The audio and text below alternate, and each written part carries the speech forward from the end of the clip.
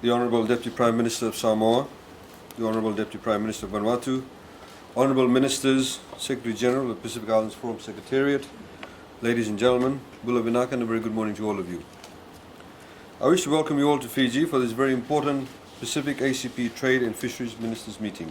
I hope that you're enjoying the Fijian hospitality and the very cool temperatures we're experiencing at the moment. It is our winter. And I wish you all a very, very pleasant stay. We have people walking around with beanies with the temperatures plummeted to 18 degrees. We're meeting here today for the purpose of finding a solution to the impasse between the Pacific and the European Union on the comprehensive EPA negotiations. As I had stated in previous meetings, we as a region need to be sure as to what we want and how we will achieve the desired outcomes in respect of our negotiations in relations with the EU. We need an arrangement that is fair and equitable. In this regard, many Pacific ACP countries have indicated that the comprehensive EPA is a very important tool for strengthening and growing Pacific and EU relations beyond the expiry of the Cotonou Agreement in 2020. However, the comprehensive EPA should not come at the expense of our regional integration, our policy space, our right to self-determination, and of course our sovereignty. You may wish to recall that we have come very far as a united group, and it has always been Fiji's desire to maintain the regional unity and solidarity. We have championed this cause, and I wish to reiterate the importance of the region to remain united. Fellow ministers, at times the EU during the negotiations has forgotten that the Pacific ACP region comprises the smallest and the most vulnerable economies of the world. Therefore, we deserve flexibility and consideration from the EU rather than shutting us out if their demands are not fulfilled. The partnership approach and the development dimension has been absent from these negotiations. If any region has a case for special consideration, it is the Pacific. Despite the efforts that the Pacific have collectively made to reach out to the EU and bring them to the negotiating table, the EU has instead called for a deferment in the negotiations, as highlighted by the Secretary General. They've demanded that unless the Pacific side makes specific commitments with regards to the issues relating to conservation and management measures in fisheries, there will be no further discussions on the comprehensive EPA. That's how it stands at the moment. Therefore, we as ministers need to determine the next steps which would provide the best option in terms of achieving our sustainable development goals, regional integration, and the future relations with the EU, based on mutual respect and benefits, and without compromising, as I stated, our sovereignty and our policy space.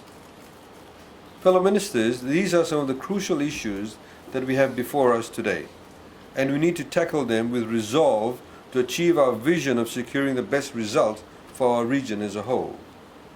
We had tasked our senior officials to address the contentious issues at the technical level with the EU. They have exhausted all efforts in narrowing down the areas of divergence, but with little success.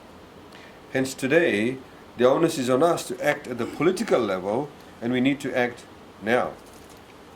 There are genuine and practical issues that go to the very heart of the Pacific survival, and we cannot afford to compromise them.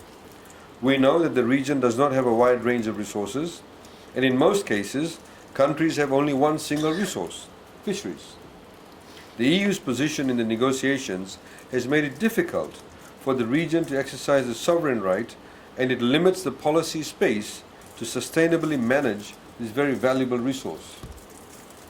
Furthermore, the EU has taken unilateral decisions that have frustrated the negotiations, and these actions force some Pacific countries to accept what is on the table. However, at the same time, the EU is investing the resource and time in concluding comprehensive EPAs with other regions of the ACP grouping, whilst the Pacific is left with the raw deal. The EU's decision to impose a sunset clause on its market access regulation, 1528 of 2007, put Fiji, for example, in a very difficult situation. We were forced to provisionally apply the interim EPA in July last year. This was to ensure the continuity of primarily our sugar exports into the EU, and general avoidance of trade disruption. For your information, approximately 97% of all our exports to the EU consists of raw sugar. It's only the other 3% that has other products.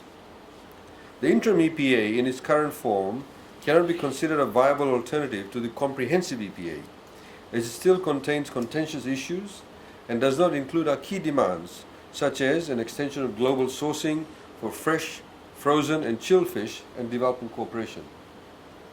Hence, Fiji has continued to advocate and is very much committed to the regional process to conclude a comprehensive EPA.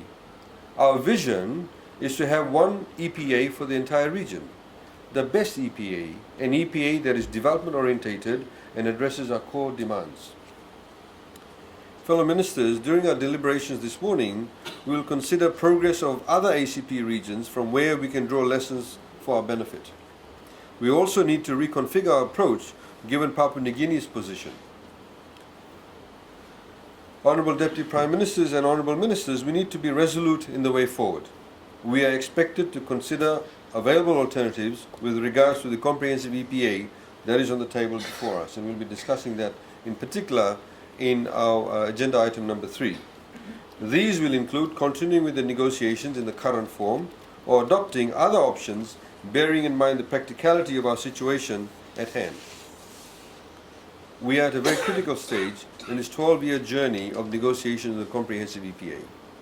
Our decisions today will determine the future trade relations between the Pacific and the EU vis-à-vis the comprehensive EPA.